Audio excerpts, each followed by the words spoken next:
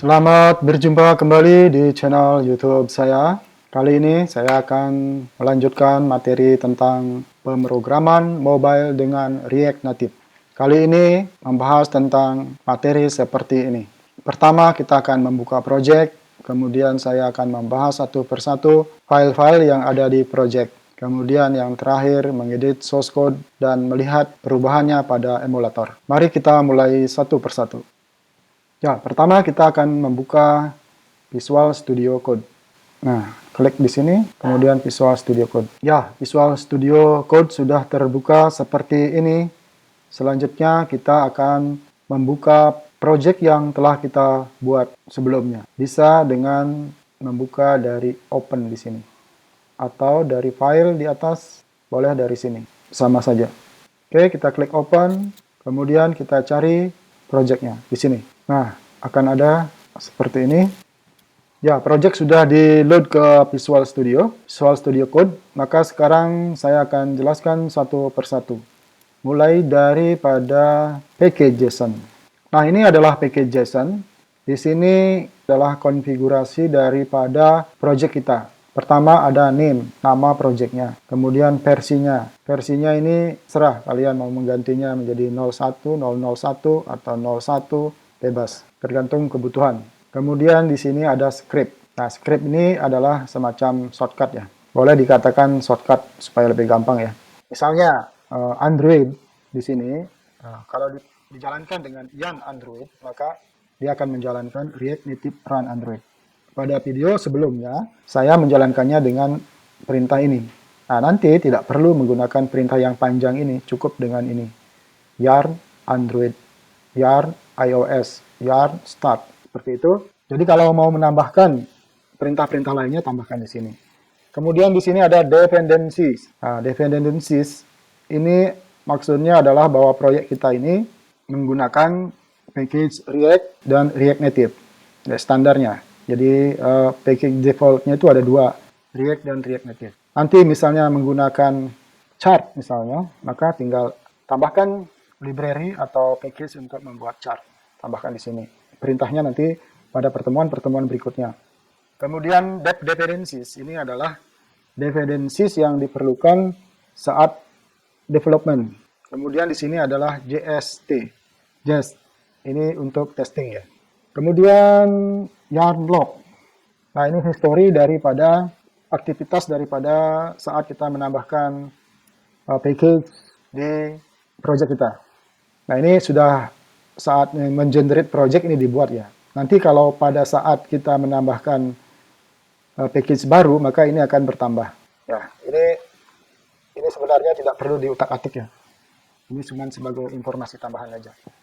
Kita lanjut. Jadi di index.js ini mengimport app registry dari React Native, kemudian mengimport app dari ./app yang ini, kemudian import name as app name di .app.json.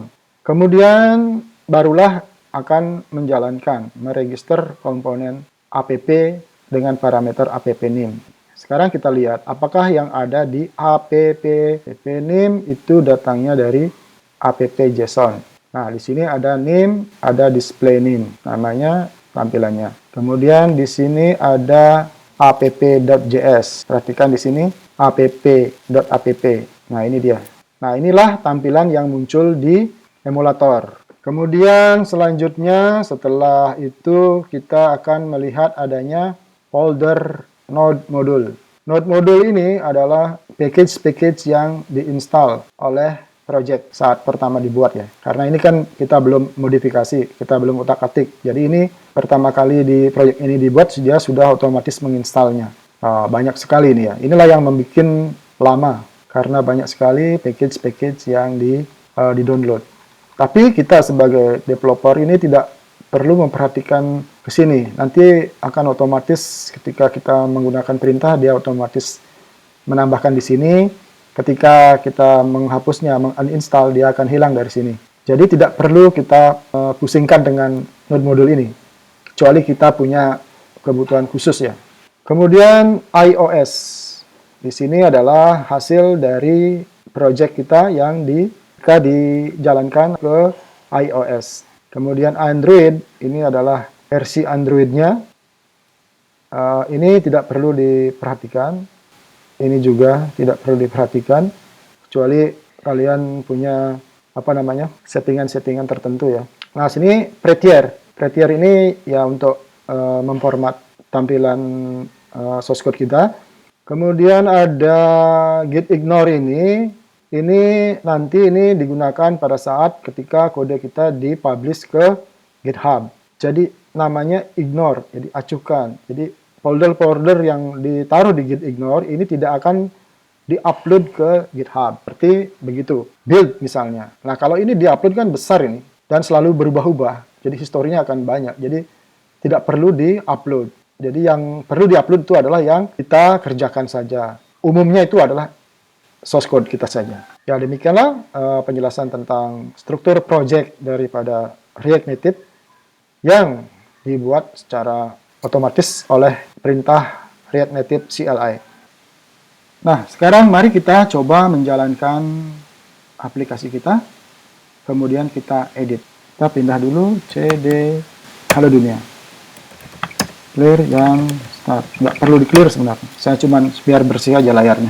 Nah, jalankan dulu metronya, seperti tutorial sebelumnya. Kemudian tambahkan tab baru. Nah, kemudian jalankan yang Android.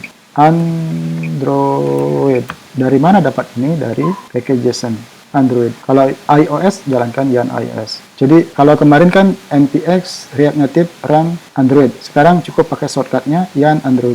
cd halo dunia. Yan Android. Masuk dulu ke folder project. Di sini dia akan me-launch emulator. Nah, JS server already running. Aplikasi sudah running di emulator. Sekarang kita akan modifikasi source code kita dan lihat hasilnya di kanan.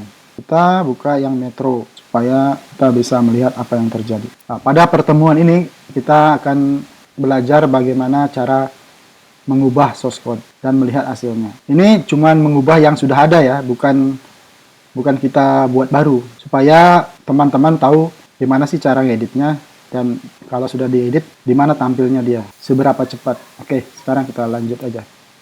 Misalnya kita mau mengubah tulisan see your changes, tinggal cari aja di sini tulisan see your changes. Nah, misalnya kita mau ubah ke bahasa Indonesia, edit app pages, ubah.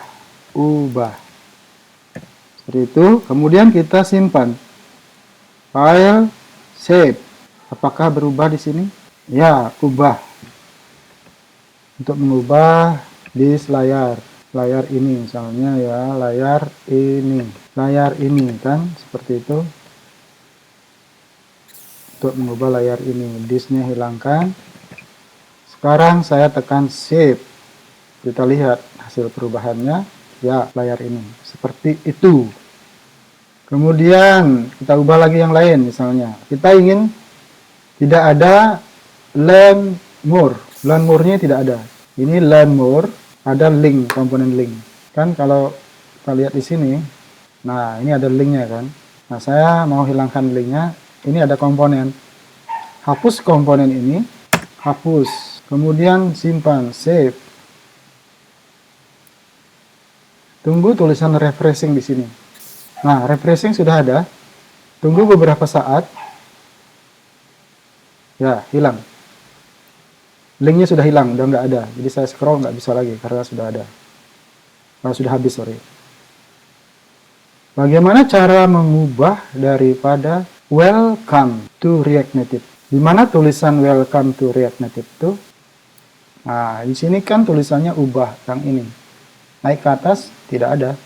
Nah, di sini ada komponen header.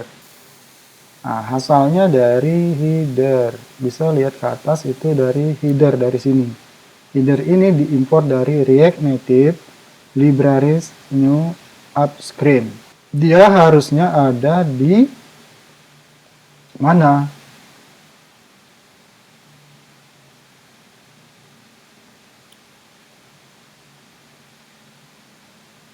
Nah, ini dia React Native. Terus libraries. Ini. Terus new app screen, new app screen ada di sini.